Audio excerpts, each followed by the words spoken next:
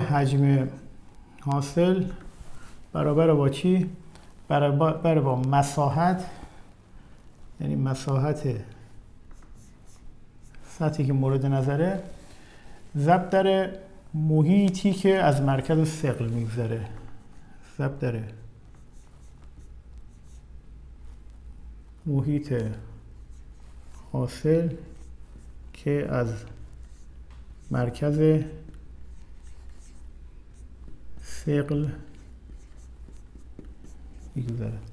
خب قضیه دوم چی میگه؟ میگه مساحت رویه. مساحت رویه برابر با محیط مقطعمون، محیط ضرب در همین محیطی که از مرکز ثقل میگذره، مشابه بالایی. خب تفاوت اینها در مساحت محیط هستش. حالا شما در نظر بگیرین چنبره یا توییپی که حول محور ایگرگ ها دوران کرده، در واقع یه دایره‌ای هست که حول محور ایگرگ ها دوران کرده، شعاع داخلیش هست A و خارجی هستش B.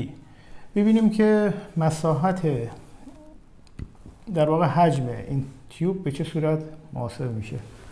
خب V میشه مساحت این دایره کوچک چی هستش؟ P ضرب در شعاعش چنده؟ B. P B2 ضرب در محیطی که از مرکز ثقل میگذره.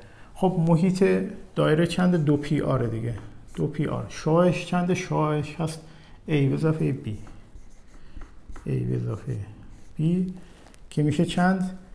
میشه 2P2 B2 در A به اضافه B. خب این شد حجم این تیوب.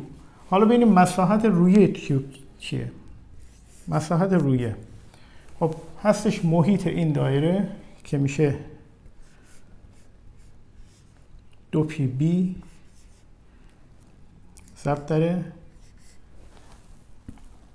محیط این دایره هستش 2P در A به اضافه B که میشه چند؟